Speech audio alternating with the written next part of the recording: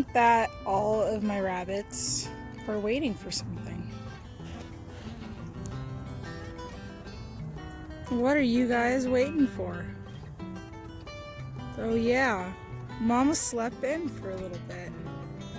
And they haven't had any food yet. Poor rabbits. Poor stinky rabbits. No food for the babies. It's not like you guys have hay, right? Oh, look how pretty she is. Miss Raleigh.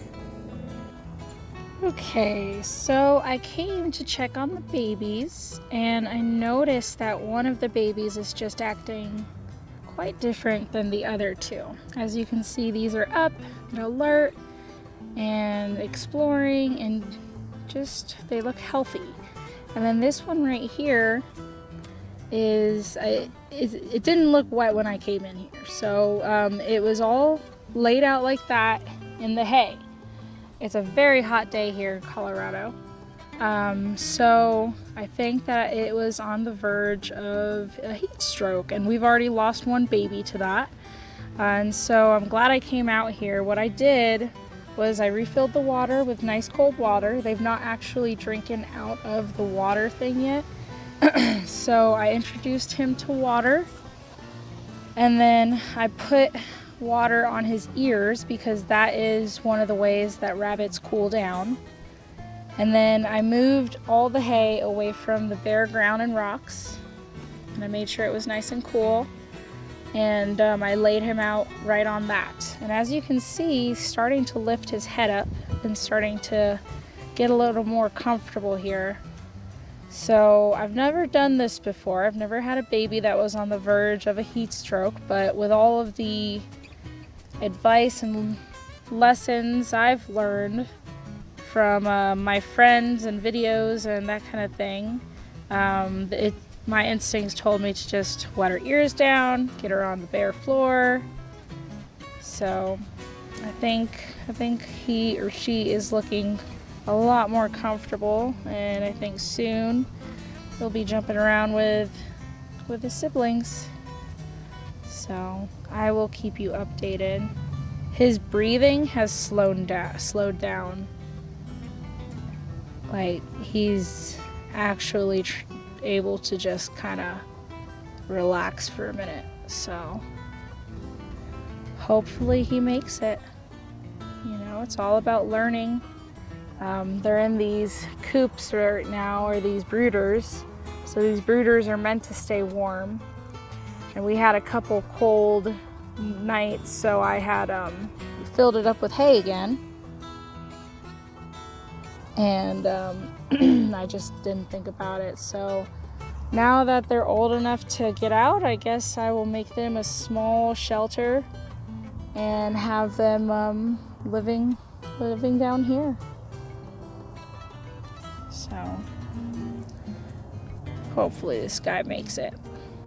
He's starting to look up, starting to move.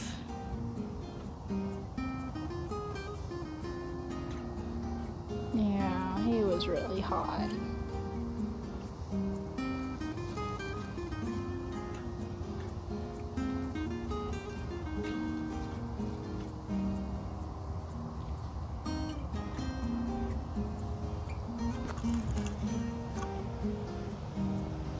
Poor little guy. So Opal right now is kind of giving me a revelation about God. Because right now she's going against her very nature of being prey, to have love from me. And God, I'm finding out, is growing us and changing our very nature to be able to love Him. And one thing that is very interesting is you see how she clenches up when I'm petting her over here. It's because she's terrified, but she wants to be pet. This only happened like in the last few days. Rabbits are an animal that you really have to show that they can trust you. And so since she's given birth and I'm here checking her babies and holding her babies and saving them, because they fell on the ground and almost froze a couple of times. So she's seeing that she can trust me, and when I touch certain spots, her body kind of shakes. She gets very tense, but she doesn't run away anymore. And I just pray that God helps me get through my tense situations and mindsets against him. And I just pray that I get to see God in a whole new light, even though it's hard and scary for me. Opal, thank you for teaching me that. Oh my goodness. This thing's huge. Wow. So these are all my bucks from this meat litter. And I'm just going back and forth on this one right here. He is just the most handsome little rabbit I've ever seen. And his ears flop down now, and look how sweet he is. He's just so sweet. I think I might keep this one, guys. Hey, long time no tape, I guess. I've just been busy, preoccupied, not thinking about making videos. Give you a little update.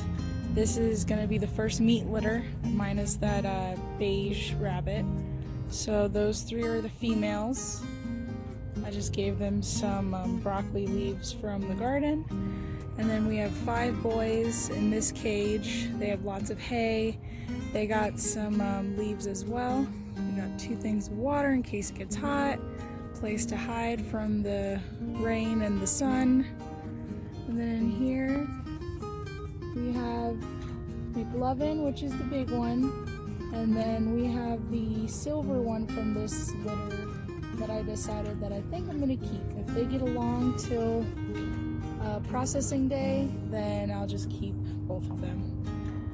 But we'll see. That's his dad, or the McLovin is the little silver one's father. So I think that I'm gonna keep the little silver one to breed to Opal. And there's one of Opal's babies. They're eating. The other ones are missing out on the leaves. I did throw one inside of their little hutch there. So this is the mama's hutch. They were falling out every single day after mama fed them. So I figured just put a little bin underneath and it's secure, it's safe, it stays warm when it needs to stay warm, and it stays cool when it needs to stay cool. So I'm gonna go get them some water. They already have food. Here's the big girls. We just have 3 girls on this side: Gideon, Sunshine, and Daisy. Daisy has not had any babies yet. She is half mini lop, half Holland lop, half whatever she is, which is a New Zealand mini lop. So she's just kind of a pet. We didn't really have big plans to breed her. We have to get a smaller buck for her because she's too little. And then Gideon, she is retired. She will not be having any more babies, as much as that breaks my heart. But she's getting about 2.5 years old, almost 3 years old, and I don't want to put her through that anymore. I love her too much. She was my first pet, my first rabbit. So you get star treatment, really, little girl. Yeah, you're so beautiful. Alright, well, I'm gonna go get the hose and start giving them water and freshening everything up. This is the tunnel they're working on. I'm okay with this tunnel. I was not okay with the tunnel system they were building over there, trying to get into the next door neighbor's yard. So we had to stop that. Alright, beautiful. I'll see you later.